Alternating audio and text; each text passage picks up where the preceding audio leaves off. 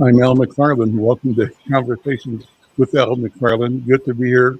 Happy Monday. My colleague Diana Hawkins and colleague Andrew Bornoff are here, both with the Hawthorne Neighborhood Association uh, partners in bringing this program to you every week.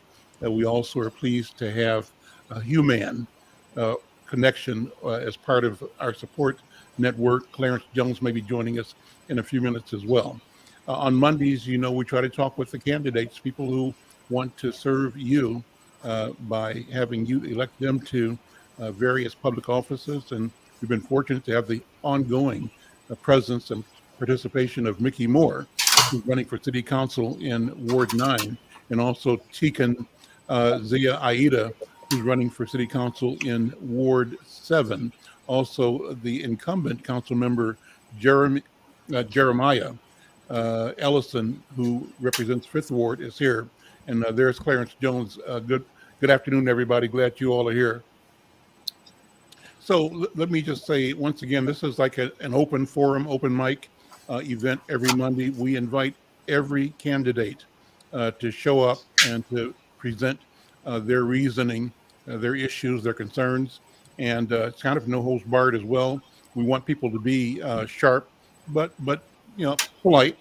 Be civil, and to demonstrate that we can agree or disagree in ways that, at the end of the day, help illuminate different points of view, different perspectives, different approaches to problem solving, but that we are always bringing to the table our intent to solve problems for our families and our community. Let me start by just asking Diana and Andrew if there's anything on your mind that you want to bring up first, because I got an approach I want to take. But what are your thoughts, Diana? How you doing? I'm fine, Al. Happy Monday to everybody. I hope everybody's doing well today. Just a little sad because of the weekend, but other than that, it's a good Monday. But I just want to give kudos to Mickey and Tech, and I appreciate you two being here with us every weekend. Every week, because I really do. I appreciate the fact that you're really trying to let the people know the message that you are bringing. Jeremiah, you always with us. So I just want to give you guys kudos. That's all I have, Andrew. Andrew, good afternoon. How you doing? Good afternoon, Al, and all others joining us. I guess I'm still kind of riding the high of our National Night Out event we had this past Tuesday. We turned out to be a really great one, despite this increase in numbers of the pandemic. And now Diana and I are moving on to our Winter Warmth event, which I'm sure you'll hear about as time goes on. But just as always, excited to be here with all of you. Diana, what happened this weekend that gives you some sadness? I'm presuming it's the shooting. Yeah, these shootings. This is just getting to be crazy, and the sad part about it is, it's. I mean, it's almost another child got shot. That's what's really touching me. Another 5-year-old that almost got shot in the same location that 2 other shootings had taken place. This is just. I don't know. I mean, you can't blame nobody. You can't really say it's this person's fault. We don't have enough police, but it's sad because it's got to stop. It has to stop. And we all got to pitch in some kind of way. Everybody got to help some kind of way. So Brother Clarence, jump in just to say welcome again and thank you for being here. Thank you for your support for this project, your partnership. What's on your mind over the weekend and as we move into this week? Well, Al, I thank you for the opportunity to do this. I definitely thank Hawthorne for this. I'm really concerned, like Diana is saying, I'm really concerned about our neighborhoods. We've got some real major issues going on. I mean, we talk about the twin-demic opioids. We got about substance abuse. We talk about gun violence. In fact, I was actually at a Protect Minnesota event this Saturday where they were talking about gun violence. So we have to have this conversation where people become more engaged in this conversation. And not only that, but they start to take some action. And we have to figure out what that action is going to be. I mean, right about now, it just seems like everybody got their hands throwing up, like, what do we do? What do we do? But I do believe that if we talk and we bring people together who are really about getting things done, we can make something happen. So I'm here to listen, but more than anything, I'm here to just say like, hey, I'm definitely in for trying to do whatever I can in order to make the community healthier. Let me ask Jeremiah Ellison, then I'll put you on the spot, Jeremiah, just to talk about what happened this weekend in Fifth Ward. And I don't have the details yet on it, so I'm asking just for my own edification. And to the degree that you have details, share that with the people that might be listening or watching. And then beyond sharing the what happened, talk about the why and what the city's response can be, should be, and what solutions, how this fits into your arguments about solutions that make our community and our families safer. So tell what happened, first of all. Yeah, absolutely. I'm gonna, whenever I get information, I'm never sure how much of it is public information. So I'm going to try to be real careful as I am. Absolutely, to the degree that's appropriate. Absolutely. We had loss of life on the north side this weekend. A young man who's well known in certain circles on the north side, and it's generating, I think, a lot of frustration, a lot of hurt. And it's already generating a reaction from people who loved him, who want to seek their own sort of street justice, and the whole community loses when this happens. And so that's what we're dealing with. I know that the source of a lot of this anger and frustration and violence is that corner on Lindale and West Broadway. People know it really well, but the ramifications are spilling well beyond that. Over in Harrison neighborhood where I live, just a few blocks, I think about two blocks away from me, there was a homicide in the alley that I'm not 100% sure, but it may have been linked to the first homicide that really set off this cycle of violence. And so I know that the Office of Violence Prevention is engaged on their end in trying to work with some of these young men who might want to be in this cycle of retaliation and working with them to grieve appropriately and not grieve in this way that leaves the rest of us in harm's way. And I also know that the police are hard at work trying to figure out how they can be preventative as well, and how they can solve some of these homicides. And so our public safety, apparatus is at work right now, trying to, both on the prevention side and on the response side, to make sure that this doesn't. I mean, it's already out of control, but that it doesn't cycle well out of control. I think without some interventions, without the interventions that we're seeing, we definitely could see a lot more devastation. And I know it's hard to track violence that doesn't happen, but history will tell you that that these things can get way out of control without some of the interventions that we have in motion right now. We talked last week at the Hawthorne Huddle about the emergent Delta virus and the fact that by the charts presented from the Minneapolis Health Department, Black and brown neighborhoods and people were more at risk. Fortunately, Hawthorne didn't show up as a hotspot at the moment, but that notwithstanding, the data indicate that most impacted again are Black and brown people. We know the pandemic is being described nationally and locally as a pandemic among the unvaccinated. What are your thoughts, Council Member, about what we are doing and can do to increase more reaction, response, engagement, prevention among people in Fifth Ward and among Black and brown people?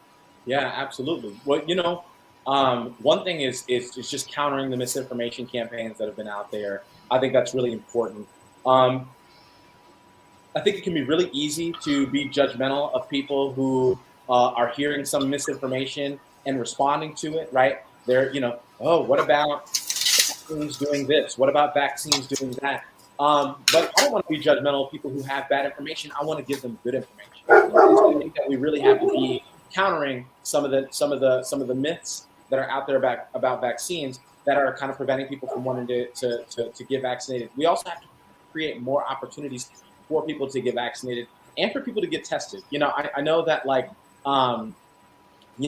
rapid testing has been way down in the city. There are less and less rapid testing sites. I get it. We thought we were out of the woods, but now this variant has come with a vengeance and is really wreaking havoc on people. And so I think that we do need more access to vaccinations. We need more access to getting tested. And other communities are being offered incentives, and I think that Black communities, brown communities should be no different. If $50, if $100 is going to get somebody in the door to say, you know what, I'll go get vaccinated for that. Other communities are being offered that. I think North Minneapolis should be no different, and Black and brown communities in Minneapolis should be no different. Some folks aren't getting vaccinated just because the time out of their day and coordinating the 2 shots in the window. It's a lot to coordinate, especially if you don't have a car, especially if you can't walk to get to your vaccination clinic. It's just a lot to coordinate. It's this extra thing in your day. And so if an incentive is going to get somebody there, then I think that should be offered as well. These are all things that I'm advocating for. I know that Philippe Cunningham and I have been hard at work trying to make sure that the North Side is flooded with resources. We've had to fight hard, both on the testing front early on to get more testing available on the North Side. We've also had to fight to get more vaccinations available on the North Side, and so we're going to keep doing that. Places like North Point have been really great about doing regular events, hosting events. My dad and I hosted a vaccination event a couple of weeks back, about a month back. And so, I think those are the types of things that we have to be out and doing to promote, folks going ahead and getting vaccinated. Third question, and I'll ask the other candidates to respond to all 3 of these things as well. There was an article in the Tribune this week about the mayor's rejection of one of the 2 strategies for rent control. I'm going to ask you to lay out what those 2 strategies were, how they differ, and what, as you understand it, the mayor's position is, and then what is your position on rent control? Absolutely. Well, when I first got into office, rent control was something that I was interested in from day one that I got into office. You see the rising rent costs. No one tool does it, right? Rent control is not going to solve every single problem. And, the way, Tekken has pointed out that zoning does not, and land use is not going to solve every problem, right? No one thing does it. But rent control is a really important tool, especially when you look at more modern rent control policies, who they, the old traditional model of assigning the units, a new board, creating a new board that regulates the rents. That model is cumbersome and it hasn't necessarily yielded the best results. And it's really resource intensive. But more modern rent control policies really amount to stabilization, which is why you see more and more people using that term, rent stabilization, because it's less a board with strict control over the rent and more of a standard for how much the rent can be raised annually. And that's really the kind of policy that we're looking to create here in the city. And so, when I first got in office, they said, hey, state law is not going to allow for rent stabilization. With a lot of research and a lot of public advocacy, a lot of advocacy from the ground, we showed that that opinion, that legal opinion was wrong, that the state does allow for rent stabilization policies, but through this kind of convoluted method. It's actually pretty simple. The state says first you got to get permission, then you got to draft the policy. That's the steps. The reason people get confused is because most states say yes, you can draft a policy, or no, you can't. But our state says yes, you can if you get permission, and then once you get permission, you can draft. That's really the only difference between our state policies. And so permission comes from the ballot, right? Permission comes from a ballot initiative. Right, that permission comes from a ballot initiative. Mm-hmm. It's not the substantive policy. It's not the actual regulation that people will be voting on. They'll be voting on whether or not they want us to even explore what a regulation could look like. Mm-hmm. That's what people will be voting on. To that end, there's a couple of different pathways. One is we could treat we could treat rent stabilization like any other policy. We could this council could write an ordinance and pass an ordinance by council vote. The council could write an ordinance and then send it to the voters to vote on a popular ballot, or the voters could write a policy and then send it to the ballot to be voted on by the broader public, right? So these are the three pathways. Council writes it and council votes. Council writes it and the people vote. The people write it and the people vote. Those are the three pathways that were before us. The mayor approved of the council passing and the council writing and the council voting. He approved of the council writing the policy and the people voting, and he disapproved of the people writing and the people voting. I think that the premise was, look, in the city of Minneapolis, we don't have ballot referendums, we don't have ballot initiatives in this way, right? We might have ballot initiatives that change the charter, but we don't have ballot initiatives that write ordinances. But our argument is that no other state law is written the way that this rent control and stabilization provision is written. So because we're facing a state law that is unique, we have to approach the policy in a way that is unique. And if that means that the people get to write the policy and then the people get to vote on it, that should be allowed. I think it should be allowed. I think a majority of my colleagues think it should be allowed. The mayor doesn't think it should be allowed. He vetoed as is his right and given under his authority. But I think that we're going to have some tough conversations with my colleagues for the next week, and I'm going to cross my fingers and hope that that good information prevails, and that my colleagues vote with me in overriding the mayor's veto this Friday. Let me go to Tegan. Thank you, Council Member. Let me go to Tegan Aida and have you respond to all three things in reverse order. Since we're talking about rent control last, what was your understanding, your assessment of the rent control movement coming from community that the council and the mayor are responding to? And how do you interpret decisions made by the mayor? What do you want for your constituents in the area of stabilization, to use that word? Yeah, so in 2017, when I entered the race at the last moment, the last 2.5 or so months of that cycle, Ginger Jansen and I were the only two candidates that ran on rent control. Many of the proponents of rent control now, not Councilmember Ellison, but Councilmember Bender, her friend Jana Flisrand, their organization Wedge Live and whatnot, all said that it doesn't work. So now they are the main architects of this new initiative. I said that's a little hypocritical. I resent it because I see it as a bundle as they are trying to push through abolition. It's a catch-all. It is, I think, further abuse of our people and our the most disenfranchised or the most vulnerable amongst us. Elderly, differently abled, African-American or ADOS neighbors, young kids who are just coming off the farm or going to art school and who are struggling to pay rent here in the old neighborhoods. I have so many friends around the country who live in rent-stabilized units, and I'm here to tell you that it works for them. My former business partner and his 2 children live in a rent-stabilized apartment in Bed-Stuy in New York City, in Brooklyn, and all y'all know that, I'm sure. But I want to say he's paying somewhere around $1,900, where if it went to market rate, he'd be paying closer to $25, $27 or more a month. It's impossible. And so rent control protects the traditional inner city American resident from the abuse of trickle-down economics.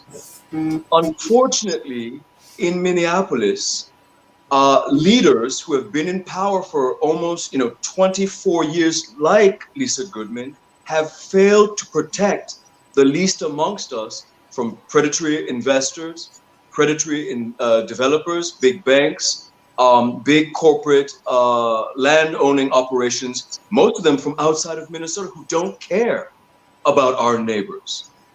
And so we've allowed, as a city, and this goes with so many things in Minneapolis, the can to be kicked down the dusty road for far too long.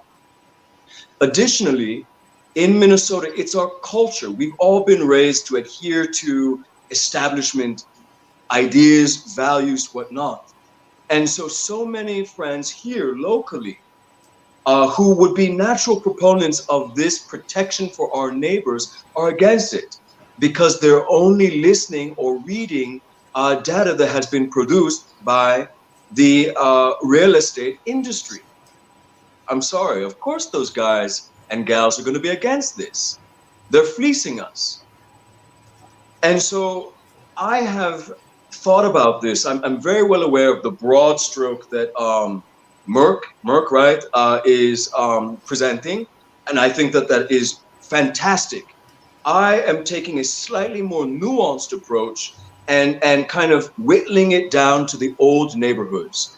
Elliott, Stevens, Loring Park, any building built before 1960, and I know that that's a huge amount of property in Minneapolis because we have so many old Victorians, but it's got to happen. Now, I do understand the concerns of, say, my dear friend Christelle Porter, and wanting to get there into the weeds of the nuance and make sure that we protect specifically ADOS Northsiders who are all living under corporate land ownership control. And so these people are so deeply at risk. And so I am for it, but I'm in the weeds of nuance and trying to figure out how to whittle it down to a pilot that can prove itself, and a pilot that will also hopefully catch the majority of what I call traditional American inner city residents. You used the word abolish. That you were suggesting that the strategies that are moving forward have a hidden agenda. And you used the term abolish. What did you mean by that? Well, we are, if you go back to my writings, and I know people get, tired of me, but in 2018, 2019, I warned not only my friends, the council. You got that, Mickey? The council, that their rhetoric and their gangster development plan, which is Minneapolis 2040, would bring violence. That we, the people of Minneapolis, would be caught in a war of attrition between the police, the federation, different factions on the council, even factions at the state legislature. And so again, Lisa Bender and her cohort, I mean, I was there when she told me at a mixer over south at that one cafe or that one bar, it doesn't work. I was sitting next to Jana Flisserin downtown at a forum for, I think it was the Chamber of Commerce, where she said flat out that it doesn't work. Yet now they're the big architects of it because it's a way to bundle and push through abolition, police abolition.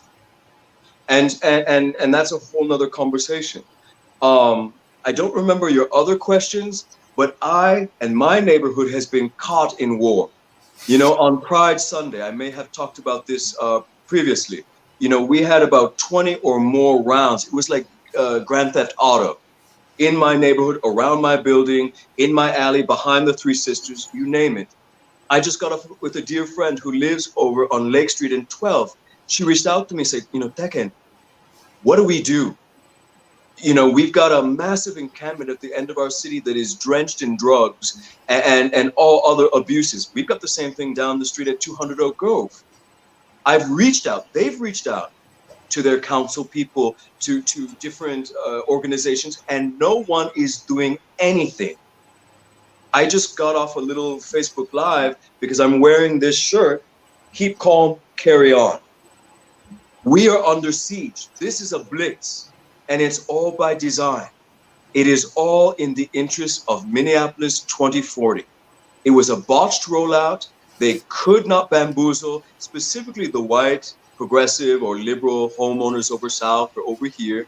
And so we are, like I warned, caught in really a battle of gangster development and criminalization. And so again, like I think you had said, many people are throwing up their hands. I'm saying quintessential Minneapolitans who love our city, who have been here for decades, and they're all saying, hey, how do I get out? And this is by design. And so I'm saying to my friends and to my people, the people of Minneapolis, keep calm, carry on, hold on to your homes and your land. Do not cede it to the big developers, big banks, outside investors, and all those who have paid to push 2040 down our throats. There might have been another question that you. The third topic was COVID-19 and the prevalence, the emergence in the past 14 days of the Delta virus. Absolutely. I remember it was either somewhere between 2016 and 2018, I attended a neighborhood organization or a meeting over here at Plymouth. I believe this was in the effort to push Minneapolis 2040. And we saw some shocking data that said at some point, the average median income of the African-American family would be 0. And of course, that would pull other groups down with it.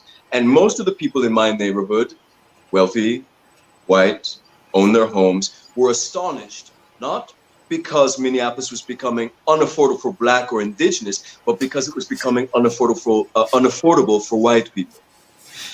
It was shocking to say, well, when, maybe this would be at the end of my lifetime. Who knew that COVID-19 would come and would basically put the kibosh on the frontline workers at McDonald's, at Perkins, here or there, the lowest wage earners in the city, which unfortunately, because we have a real problem with allowing people of color to have access to good paying jobs in Minneapolis, specifically downtown, which underwrites all of our crises in this city. Who knew that it would come early? Within a blink of the eye. And that is how we saw last summer during the uprising, so many young people of color being co-opted to commit crimes on behalf of the machine. That's how we see now when you are starving, when your babies don't have Similac, when your grandmother is sitting in the corner becoming frail, and you are constantly barraged with crime, with criminalization, with over-policing, with poverty, with no lights. Unfortunately, in America, people turn to gun violence. This has been for centuries. And so, again, this is all by design. It breaks my heart. All I know is that on my block, we're starting a new alliance. We can't depend on our neighborhood organization anymore. We just are banding together, and we don't even know what we're doing, but we're trying to do it because we love our communities, we love our neighbors, we love our city. Mickey Moore, we turn to you, and thank you for being patient and listening. But same three things. One, we'll start at the top and go the other way. Just your sense, your feeling about the new urgency. I'm calling it a need to sound a new emergency around COVID-19 with the spread and the virility, the ferociousness of the Delta variant of COVID-19. So talk about that and speak about it either from the perspective of simply a resident, entrepreneur, a business owner, a dad, if you are, I think you said you are in the community, as a resident, but also in terms of policy. What policies ought we be developing, learning to do? Because whatever is happening now, it won't be the last time. More will happen in the future. And what does this give us an opportunity to address in a way that leads to sustainability and health in our community and our families? Health is one thing, so the virus. Number two was the rent control issue. What does it mean to you? How do you respond to what the council member and Tekken have said about rent control. You're an entrepreneur. You've lived in South Minneapolis all of your life. You know the community. And the third question is the one around violence. We talked about the tragic activities in North Minneapolis this past week and the sense of despair that it creates. And Tekken was saying it's not just North Minneapolis, his community was experiencing and other communities as well. So go with it with their Mickey Moore. Well, let me start with your vaccine question, because I think there's an urgency to that we need to touch on and we don't talk enough about. But let me just mention, between Councilmember Ellison's ward and our ward, 5 and 9, if you throw 4 in there, you're looking at almost 90% of the murder victims in those few wards. You also have to add in the downtown ward. But basically, our gun violence is confined. We just had one last night on 12th and Lake Street that Tekken was referring to. That's Ward 9 again. So it's a constant and consistent drumbeat of gun violence that we have to do something about. But let me just touch on this vaccine issue. What we're seeing right now is the after effect of the mess that we started off with.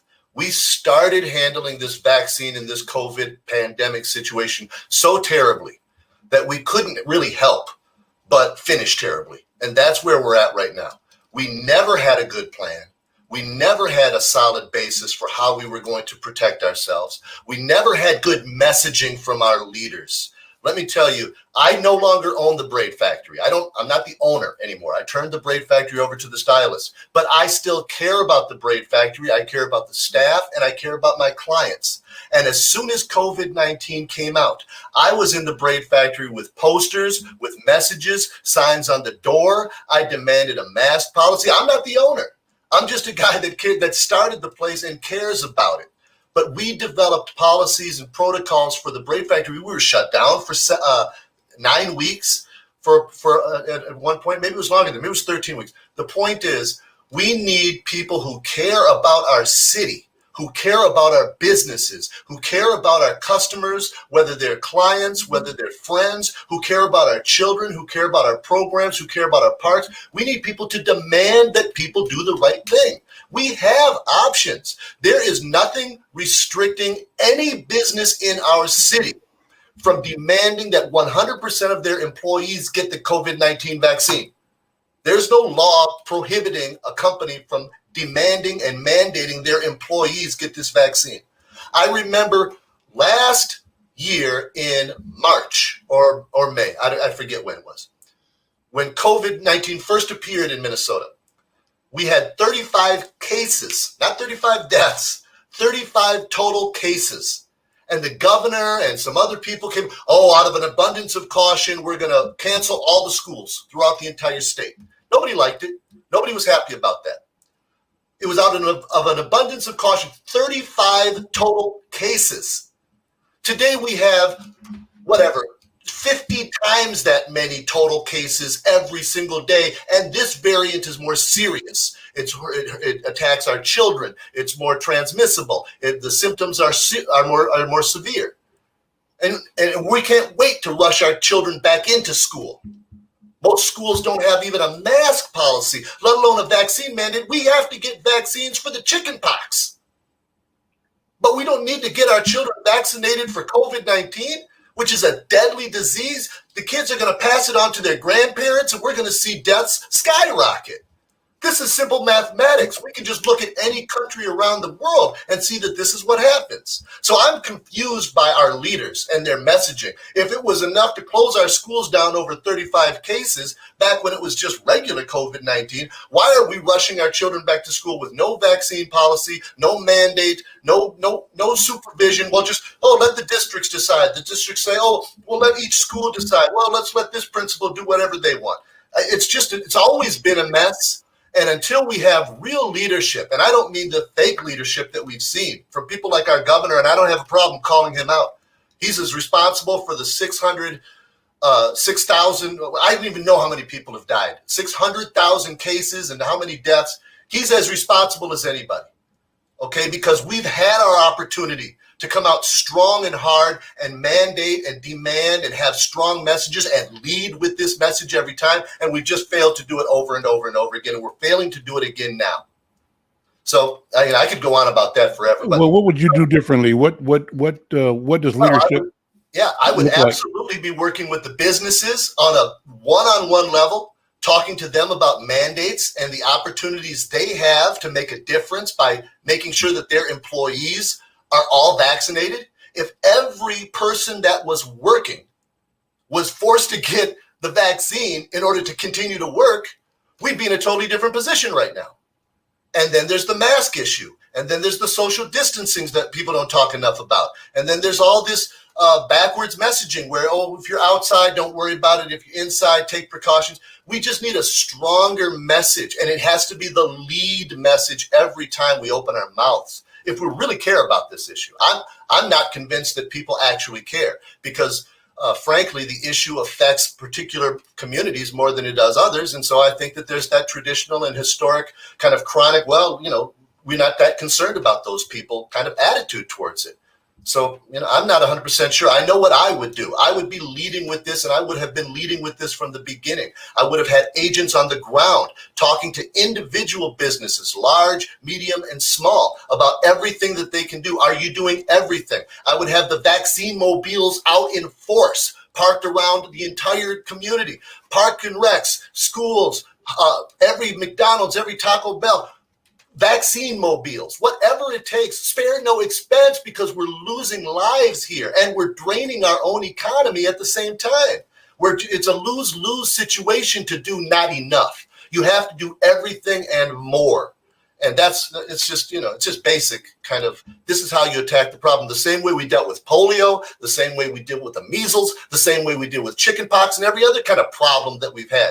In the past, we've had strong leadership. We've had a strong fundamental message and tactic, and this time it's just different. I don't know if it's the polarized political situation. I don't understand it. So pivot to the question that you brought up about 90% of the murders in Twin Cities being in 9th Ward and 5th Ward. What do you do about that? It's just getting to be, as a council member, I know I would be at every destructive, violent criminal scene that occurred within my ward.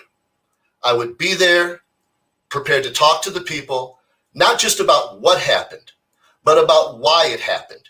And I would be prepared to be honest. There is an element of crime, street crime, and gun violence that is occurring in our city that we can't ever expect to be handled by the police or to be prevented ahead of time by some outside organization or agency, regardless of how well resourced they are or how well staffed they might become. There is an element of street crime and gun violence that is beginning in our homes, from people who live in homes, and people know that there are guns in those homes. People know that there are criminals actively operating in those homes, and yet they continue to just operate, sometimes they're living there rent-free, sometimes they're just, they're apologized for and excuses are made, they're coming in and out, and nobody's saying or doing the thing that's necessary to interrupt this cycle of violence that they are a part of. So what is necessary? How do you interrupt that cycle of violence? Well, as a parent, my daughter's only 11 years old. So, and my wife and I have worked hard to raise her with a certain set of ideals. So I can't really, I can empathize, but I have trouble kind of placing myself in the shoes of somebody who is the parent of a kid that has gone wrong, let's say. A kid that has a wayward sense of right and wrong and morality. A kid that maybe has been caught up in street life. A kid that has been caught up in gun violence or gangs. I can't speak to that because that was not my life. That's not the way I was raised, and that's not the way I raised my kids. But there is an element of our society, of our community, that has that issue as their central problem. And that problem bleeds out of their home and into our neighborhoods. And we need to recognize it acknowledge it, be honest about it. It's a message I never, ever hear from anybody. Anytime the mayor or even the chief of police stand up, they talk about this issue, they talk about that issue. They never talk about people taking personal responsibility for their children and the young people that they have raised or know who are part of this operation. But what does that mean, Brother Mickey? When I hear take personal responsibility, it just sends me right back to both Reagan and Trump and right-wing white rhetoric that really says, "Oh, that's your problem, not mine," and my problem is to keep you from hurting me. So I'm justified in creating a militarization of law enforcement to defend the society against the barbarians. And guess what? You're the barbarian. That's what I hear. Well, let me be clear. That? There's no element of police and public safety agency that can deal with a problem that starts in our own homes. Okay, that's not an answer. That's never worked, and it leads to exactly the problem that you're describing. And I would never advocate for that. As somebody who's been a victim of police violence, I would never advocate for the militarization or weaponization of the police as a department. What I'm talking about is messaging to our homeowners, to our families, to our church members, to our neighbors, that they are a part of the solution, that we need their help to recognize and acknowledge that they have a situation going on that only they might know about, and advocate for programs and resources and opportunities for them to reach out and get the help that they need. Maybe they're overwhelmed. Maybe that's just too much for them. Maybe they've tried everything they know and they don't know what else to do. And like I said, it's not something that I've had to deal with personally. So it's something that we would have to have educated and experienced advocates and outreach specialists that know about these issues. But if we don't get into those family units and do something about the problem that exists there, ultimately, at some point or another, it's going to spill out into the streets, and the people that have guns in the home are going to bring them in their cars. We're not stopping people in their cars anymore, so they feel very free to bring guns and weapons in their cars now. And that's leading to the use of those guns and weapons. So it's one problem leads to the next, leads to the next. If we don't get to the bottom of it, the underlying cause, and find out where it's starting, we can't stop it at the end. It's too powerful by that point. It's too late at that point. I'm going to come back to you in a minute to talk about the last area, and that's the area of rent control. But Jeremiah wanted to raise a comment, and Tekin, I think, wanted to make a comment as well on the 2 points you've just made, and we'll come back and have you wrap up talking about rent control. Jeremiah, go ahead. Yeah, I actually, don't disagree too much with the fact that some of these situations, they escalate to the point where, things like violence prevention, even the police, it's kind of like trying to close off the pressure, right? Which, you can use a valve to prevent pressure from releasing in a container. But if the pressure builds up enough, that container is going to explode, right? Like that's we kind of know that, right? We've lived through enough cycles of that to know that. The one thing I will say is that, we don't get to micromanage what happens in people's homes. And so we have to be creative about how we decide to create a community that people can grow into, regardless of whether their home is a healthy place, right? And to your point, Al, that doesn't mean criminalizing them and policing them into oblivion, right? Because that also hasn't worked, right? And so, I just wanted to I actually think that you and Mickey's exchange was pretty necessary, because I also was kind of feeling like, hey, we're getting into right-wing territory, personal responsibility, like kind of talking points. But I think that Mickey did a good job of talking about how that's not exactly how he meant it. And so that kind of nullifies a chunk of the rebut that I was going to make. But the one piece I was going to say is that, we don't get to regulate what happens in people's homes, right? What we can do is generate a response from government, right? How are we engaging with people? How are we creating a community that can be healthy for someone, regardless of how healthy their home was? And the last thing I'll say is, I think that faith communities, one of the things prior to this most recent incident, the gap between, shootings and violence that we've seen, it's still been higher this year because we're still coming out of this pandemic that put all these people out of work. We're still coming out of the murder of George Floyd. We're still dealing with the fact that our public safety apparatus is not, is kind of up for debate right now. But we have seen, those numbers go from 50% more to 20% more. We're going to have to see how this weekend changes, violent crime statistics in our city. And so I'll just say that that's also a little bit of evidence of how, choosing a different method can help us close these gaps, right? It's not that violence prevention is better or the only way for us to address violent crime in our city, but it is to say that when you engage in that way, you do get some results, And I've been at these scenes, right? Spent so much time at the corner of West Broadway and Lyndale. Spent so much time at 12th and Knox and other places. Sometimes engaging, sometimes having to defer to the police and to the folks who do violence prevention, who as recently as last night texted me and said, "Hey, council member, if you're going down there, don't." We're engaging with these groups, and we're telling you, right, both as community members and as law enforcement, that it is not safe for you to be down there. And so I think that complicates things too. But speaking of being well funded, and I'll wrap up here, we still have a violence prevention model that has more funding than it's ever had before in the history of the city, and it's an office of $2 million, right? Versus $170 million to the police force, plus, some of the money that we've gotten from the state and federal government. We're still looking at almost $200 million to the police versus $2 million to the Office of Violence Prevention. We don't know what a robust violence prevention model can do for our city when it becomes seriously funded.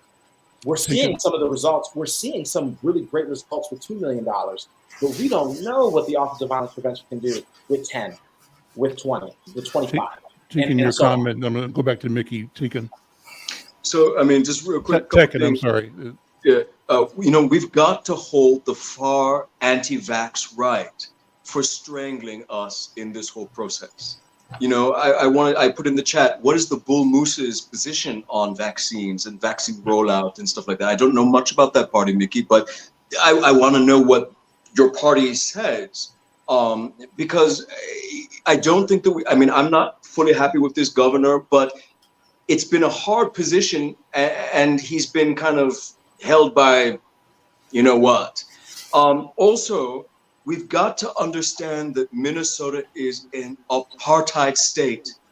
And so 50 years of disinvestment, 50 years of overcriminalization, 50 years of lack of access is all coming home to roost. And the establishment must take responsibility for that. The last thing I'll say is that we've got to, if we have this is something I said when I was in business, 22 years of owning my own business. I said to people who would come to meet with me, if you have the opportunity to find good management in your own backyard, utilize them. If we can find people in these ward, that ward, the downtown ward, who represent the actual lived experiences of the communities that they are going to be serving, we're going to see some differences. Not to attack Mickey, but we must have people who have some awareness of what's going on from a first-hand perspective. I saw in the Black Army Brigade, Case had a meeting with Lisa Goodman, and she said, "Well, I don't know anything about this. This is new to me. But what I know the levers of government. So your lived experiences is so important. But that's just talk. That's just talk." Mickey, jump in. I'm going to finish up with you because I want you to still respond to the question, anything that they have said, but also the question of rent control. Yeah, let me just wrap up our issue of personal responsibility. Yeah, a lot of the opportunity for people is going to come in the form of properly funding and resourcing the programs and opportunities that give our at-risk families and communities the options to do something else. Okay, we need better programs. We need better community diversion programs and resource programs that give our at-risk kids, especially our youth, the opportunities that drive them away from street crime, drive them away from guns and gangs. And if we don't fully fund that, we're never going to get anywhere. And the $200 million is just a drop in the bucket for what we would get out of an investment like that. So let's just, I mean, everybody agrees with that idea. And I think that needs to be an absolute priority of this new city council that comes into power in the next few months. Now, let's talk for a moment about rent put control. more money into alternative systems. I'm sorry. You're saying what should be a priority is fully funding or more aggressively funding alternate strategies for prevention versus the police department? Yeah, well, alternate, not versus you can have a police department and have great programs and resources. You don't need to choose one or the other. I can tell you from experience, I grew up in the 70s. We had awesome programs. There were lots of great nonprofits and charities and church programs and community programs. The Park and Recs had all the money they needed. It was a very different time, and the kids were benefited by that. So we can have both of those things, and it's an investment that has the kind of return that our city could only hope for. Now, let's just talk for a moment about the rent control issue. You know, it's amazing. All the talk that we've had about rent control, this is the first time I've ever heard a council member be honest about what's actually on the ballot. I applaud Jeremiah for saying this isn't about rent control. It's about the opportunity to give the council the authority to, if they so choose, go further down the rent control path or the rent stabilization path. So it's very disingenuous the way it's approached. And let me be very clear about the type of representation that I'm going to provide. If Ward 9 overwhelmingly supports this ballot initiative, then we will vote for it and hopefully it will pass. And we will look for the various opportunities that this ballot initiative offers us in terms of some type of rent stabilization policy. If that's what the residents of Ward 9 want, then that's how I represent them. I may personally have my own opinion about the validity or the efficacy of such programs, but that's not what I'm running on. That's not how I represent. I'm not representing myself. I'm representing our ward. And if our ward likes rent control, I will work to pass rent control policies that they like. So I don't have a problem with representing our ward accurately. I just want to be honest about our conversation. That's right. Second brought up a great point about the nuance of rent control. Only 20% of big development is set aside for affordable housing. Rent control is something we need to target for our affordable housing community. It's not something that somebody that pays $8,000 a month for a high-rise apartment downtown needs to benefit from. That's right. And a lot of times this policy doesn't have the subtlety or the nuance to separate who gets what.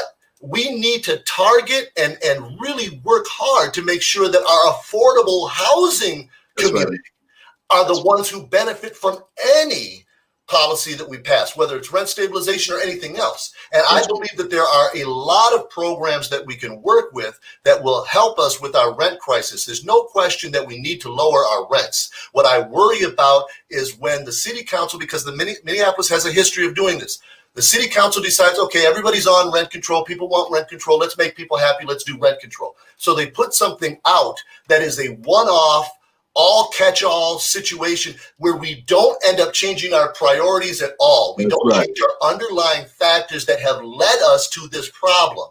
And we think, well, now we insert this rent control government policy and somehow that's going to fix the 30, 40 years of bad priorities that we've had that have led us to this affordable housing crisis. We need to make sure that we're addressing all the underlying problems and the way we have misprioritized big development and renting overall in our city for so long. We need to change our priorities. If rent control or rent stabilization becomes a part of that package of comprehensive strategies that we work out that's intelligent and smartly designed, then that's great. But it has to be a part of a large package. We're out of time. Good conversation. I'm loving being with you guys on Monday. And I think this is the way we sort of explain what the policy issues are and what positions people have taken. Thank you so much. We'll see you next week. You know, I want to talk about, as part of this campaign, how our communities look at downtown. Who owns downtown? I'm ready. who can be downtown? And what's motivating the question is this sense of, you used the word apartheid. There's an apartheid feeling That's in right. downtown Minneapolis. That's right. And it's one that encourages people to be dismissive and disdainful towards That's right. Black and brown people, Yes. suspicious of them, questioning why they exist in our space. Downtown and is the sinkhole that's pulling the city down with it. So I want to talk about how we change and how we clarify what equity and ownership mean for all of us, including in downtown Minneapolis. I'm Al McFarlane. We'll see you next week. Diana, thank you. Andrew, thank you. Brother Clarence.